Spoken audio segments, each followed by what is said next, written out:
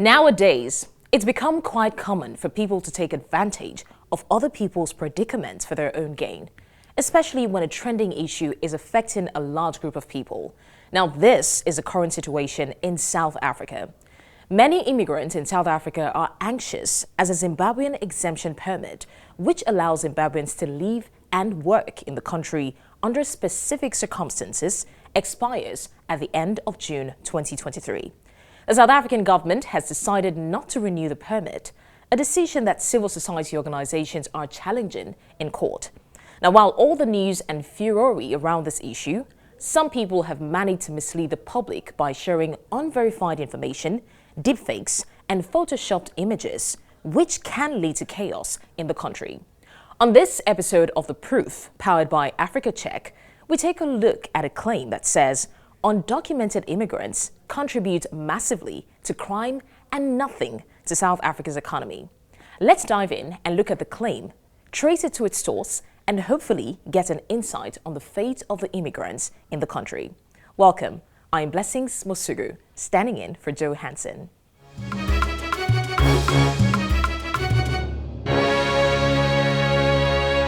A video shared online shows a police roadblock in Johannesburg, South Africa's largest city, often the epicenter of xenophobic attacks.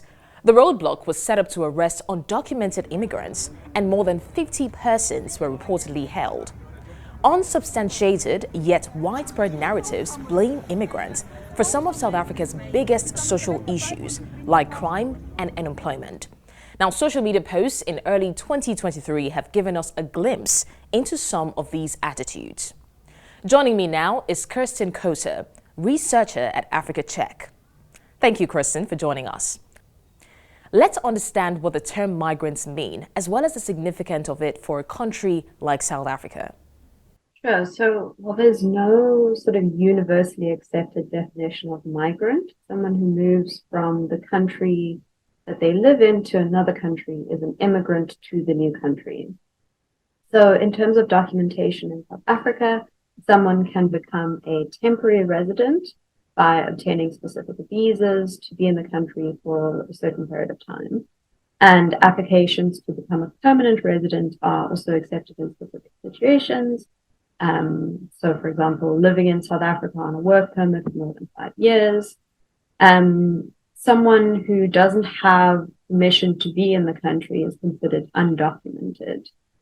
So the national spokesperson for the South African Police Service told us that the Immigration Act requires every person who's approached by a police officer to identify themselves as either a citizen or a temporary or permanent resident.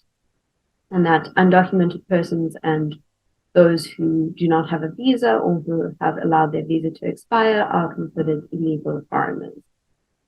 So we spoke to Lizette Lancaster, who's a migration expert from the Institute for Security Studies in Pretoria, and she told us that calling immigrants illegal is inaccurate because people can't be illegal. Instead, a person's immigration status might be irregular for a number of reasons.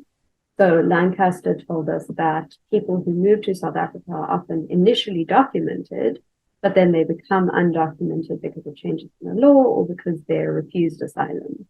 And many undocumented people have actually lived in South Africa for generations, but they don't have the documents to prove their citizenship.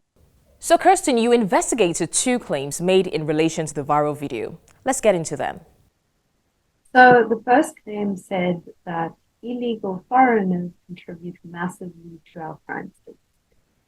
So politicians on all sides have been accused in South Africa of scapegoating immigrants to distract from failures of governance and from corruption. But the idea that crime in the country is largely committed by undocumented immigrants also seems to have become entrenched in the country's sort of collective belief system. So, for example, there was a nationally representative survey called the South African Social Attitude Survey, which looks every year at the beliefs of people in all 9 provinces of the country. And when people were asked to rate the statement, immigrants increase crime rates, 62% of respondents agreed or strongly agreed in 2008, and in 2016 it was 66%. So according to the Human Sciences Research Council, which conducts the survey every year, a preliminary analysis of the 2021 survey also showed that most respondents saw foreign nationals as a threat. Now, is there any data to show that undocumented immigrants contribute massively to crime in the country? So the first place to look for data would be within the police and criminal justice systems. So according to the Institute for Security Studies, the South African police does collect demographic data, including nationality, when they make arrests, but this isn't publicly available data. And the Institute said it appears to be a closely guarded secret. So what was your verdict on this claim? Well, the claim is incorrect because all of the data and all of the experts we spoke to said there is no evidence that undocumented immigrants contribute disproportionately to South Africa's crime level.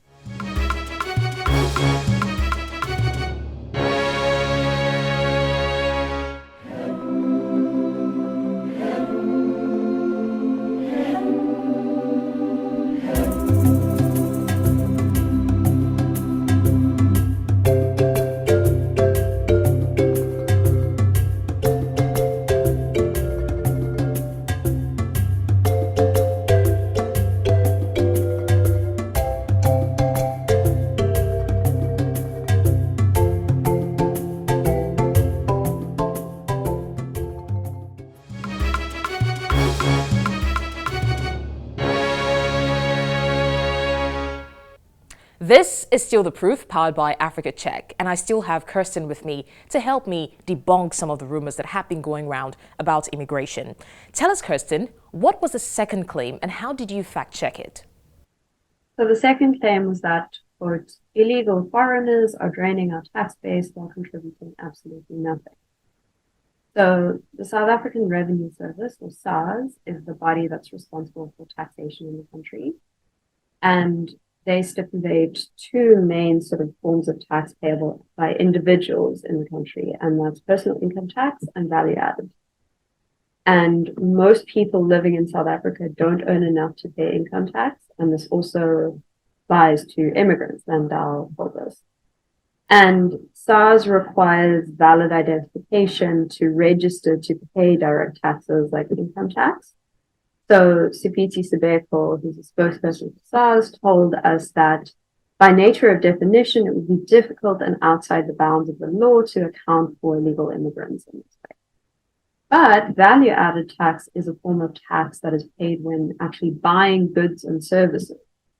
And Lancaster told us that all residents of South Africa, irrespective of status, pay value-added taxes through the routine purchase of goods and services.